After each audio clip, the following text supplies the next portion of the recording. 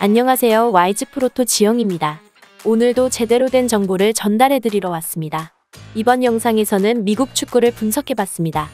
경기 분석에 앞서서 국내 최대 정보 공유방을 무료로 초대해드리고 있습니다. 자세한 내용은 고정 댓글을 참고해주시면 감사하겠습니다.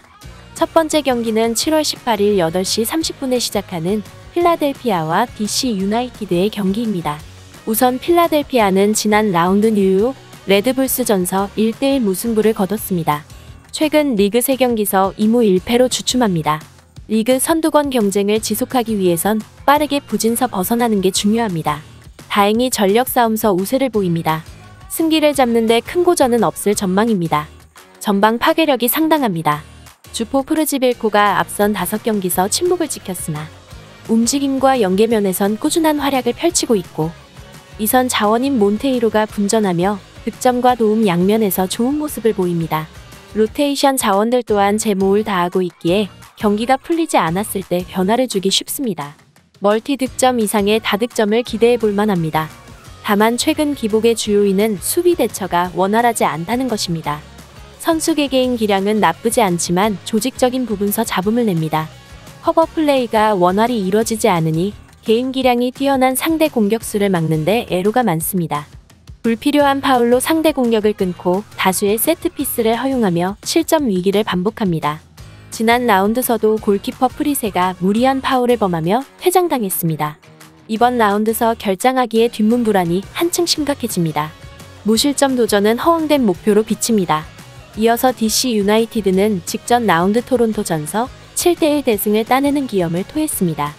최근 일정서 꾸준한 승점 관리에 성공하고 있습니다. 지난 리그 5경기서 3승 1무 1패를 거두며 중 상위권 도약의 기반을 만들었습니다.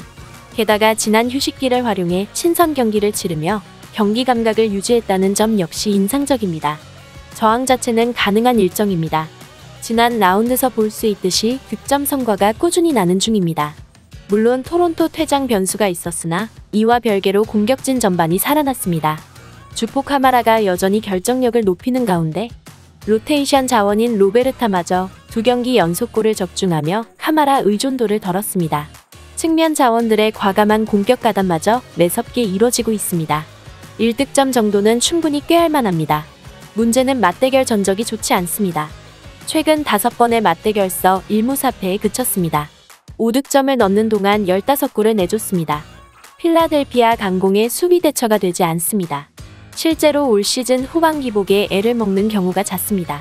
또한 원정 분리까지 감안하면 뒷문이 크게 흔들릴 것으로 예상합니다. 멀티 실점 이상을 염두에 둬야 합니다. 필라델피아가 3경기 무승 부진을 끊기 위해 상대를 적극적으로 몰아칩니다. 물론 수비 조직에 문제가 있지만 이를 상쇄할 만한 공격력을 갖췄습니다. 득점 성과를 반복하며 점수차를 벌릴 그림이 그려집니다. DC 유나이티드가 난전을 꾀하지만 최근 상대 전적 열세와 원정 분리를 극복하기엔 스쿼드 힘이 떨어집니다. 필라델피아의 승리 또는 2.5점 기준 오버를 예상하는 쪽이 옳습니다. 두 번째 경기는 7월 18일 8시 30분에 시작하는 토론토와 올랜도 시티의 경기입니다. 우선 토론토 FC는 지난 라운드 뉴 잉글랜드를 잡는 이변을 연출했습니다. 지긋지긋한 리그 6연패를 마감하는 승리였습니다. 그러나 이번 라운드 선전 확률이 높진 않습니다. 전력 열세가 분명한데 다수의 부상자가 존재해 스쿼드 뎁스가 한층 얇아졌습니다. 상대의 주도권을 내주며 흔들릴 것으로 보입니다. 후방 대처가 불가합니다. 지난 11라운드 DC 유나이티드전에선 1대7 대패를 당하기도 했습니다.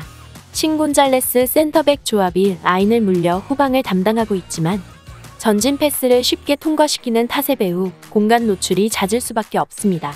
풀백들 마찬가지로 커버 범위가 그리 넓지 않습니다. 이번 라운드 역시 무실점 도전은 허황된 목표에 가깝습니다. 그나마 공격 성과를 잘 내고 있다는 점이 불행 중 다행입니다. 주포 아키놀라가 대표팀 차출로 빠졌으나 엔도소텔도 측면 조합이 직전 라운드서 나란히 골맛을 보며 퍼포먼스를 끌어올렸습니다. 기본적으로 팀 공격 기조는 중원서 짧은 패스를 이어간 후 측면에 힘을 싣고 전개하는 식입니다. 이들의 영향력이 높아질 경우 1득점 생산은 무리가 아닙니다. 이어서 올랜도 시티는 직전 라운드 리그 하위권 시카고에 1대3으로 패했습니다. 지난 뉴욕 레드불스전 1대2패 이후 2연패를 기록했습니다. 시즌 전반적으로 상승세를 타고 있었으나 주춤한 흐름입니다. 전력 우세와 맞대결 전적 우위를 점하고 있으나 의외로 고전할 경기라는 점을 간과해선 안 됩니다. 득점을 책임질 수 있는 공격진을 보유하고 있습니다. 윙포워드 나니가 가공할 만한 득점 감각을 뽐내는 중이고 반대편의 반데르 워터 역시 발빠른 돌파와 침투로 다양한 찬스를 잡습니다. 파토와 다이크가 부상과 대표팀 차출로 결장하지만 로테이션 자원 아킨델레가 건재하기에 최전방 공백도 그리 크게 작용하지 않을 전망입니다. 2에서 3득점 생산은 어려운 과제가 아닙니다. 문제는 2경기 연속 대량 실점을 내준 수비입니다. 주전 자원인 갈라세와 루안 등이 대표팀서 돌아와 이번 경기부터 출전이 가능하다는 점은 긍정적인 요소지만 후방 전반적인 조직력이 흐트러진 상태입니다. 게다가 홈경기당 평균 실점이 0.5점인데 반해 원정에선 그 수치가 1.5점까지 상승한다는 점 역시 불안을 가중시킵니다.